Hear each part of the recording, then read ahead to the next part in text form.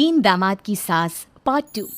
अब तक आपने सुना कि कावेरी जी अपनी तीनों बेटियों ईशा, मोहिनी और सुहाना की शादी तीन घर जमाई लड़कों के साथ करवा देती है। उन्हें लगता है कि ये लड़के शायद घर का कामकाज संभालेंगे, लेकिन उनके तीनों घर जमाई बहुत आलसी थे। वो नौकरी भी नहीं करते थे और बाहर का काम भी नहीं। कावेरी जी ने अपनी बेटियों से कहा कि वो प्रेगनेंसी का बहाना बनाकर अपने पतियों को सबक सिखाए। अब सुनिए आगे। मम्मी, आपने जैसा कहा था हमने वैसा ही किया, लेकिन देखिए ना, विवेक का हाल तो वैसा का वैसा ही है। घर में ना सुबह का नाश्ता बनता है और ना खाना। नौकरी पर जाने की बात करूं तो खाने को दौड़ते हैं मुझे। हाँ मम्मी, मैंने भी सुमित को कितनी बार कहा कि अगर नौकरी नहीं करनी तो कोई छोटी सी दुकान ही खोल लो, घर का खर्चा कैसे चलेगा। देखो दोपहर के 12 बजने आए और जनाब अभी तक सो रहे हैं। हाँ मम्मी, ईशा और सुहाना ठीक कहती हैं। अविनाश का भी यही हाल है। जब मैंने अपनी प्रेगनेंसी के बारे में कहा तो मुझसे कहने लगा, अरे दूसरी लड़कियां तो 9-9 महीने तक नौकरी करती है, बस डिलीवरी के टाइम छुट्टी लेती है। मोहिनी, तुम भी नौकरी करो। अब मुझे कहाँ नौकरी मिलेगी। मम्मी बताओ अब मैं क्या करूँ। हे भगवान, क्या सोचकर घर जमाई दामाद लाई थी मैं कि मेरी बेटियां मेरे पास रहेंगी और खुश रहेंगी, लेकिन इन आलसी दामादों ने तो हमारी जिंदगी को भी प्रॉब्लम में डाल दिया है। मैं तो कहती हूँ मम्मी, हम लोग वापस अपनी जॉब पर जाना शुरू कर देते हैं। बता देते हैं इन लोगों को कि हमने प्रेगनेंसी का बहाना किया है। नहीं नहीं बेटा, ऐसी गलती भी मत करना। अगर तुमने ऐसा किया तो इन तीनों की आदत और खराब हो जाएगी।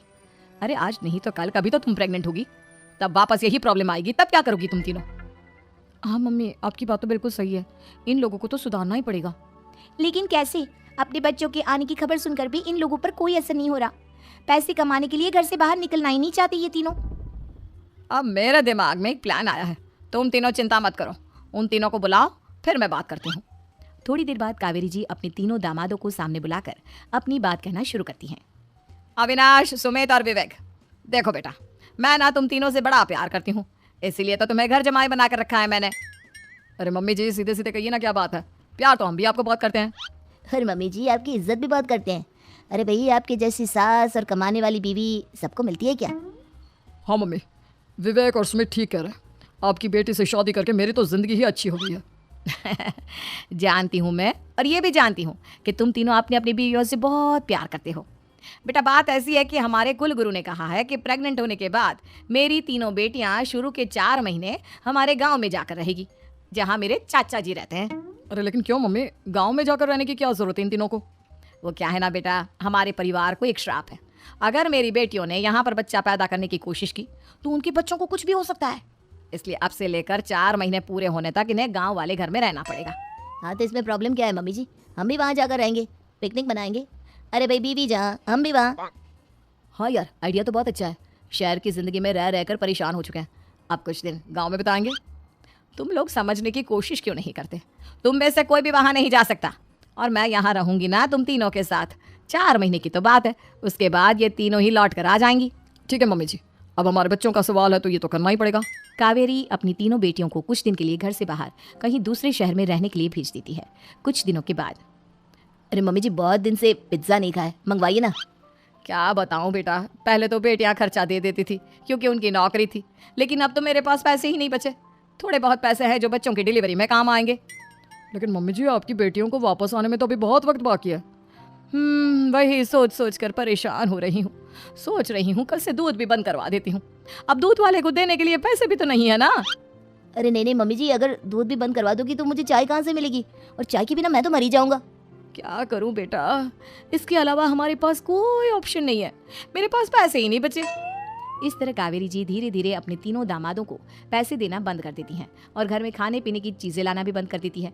अब वो तीनों बुरी तरह से परेशान होने लगे थे, और इसलिए एक दिन तीनों प्लान करके घर से बाहर निकलते हैं। और बाजार में जाने के बाद, यार अच्छा खाना खाए हुए कितने दिन हो गए, पता नहीं कब अच्छा खाना मिलेगा।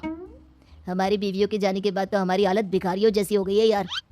कुछ भी हो, मुझे तो आज पिज्जा खाना ही खाना है। जेब में 1 रुपया नहीं है और पिज्जा खाएगा, कहाँ से आएंगे पैसे? अरे देख, वहाँ सामने बोर्ड पर क्या लिखा हुआ है, कंप्यूटर पर काम करने के लिए एक आदमी की आवश्यकता है। भाई मैं तो जा रहा हूँ, काम करूंगा और शाम तक पैसे लाकर आराम से पिज्जा खाऊंगा। जा जा, तुझे कोई काम नहीं देने वाला, हम तो घर जा रहे हैं। चल भाई सुमित।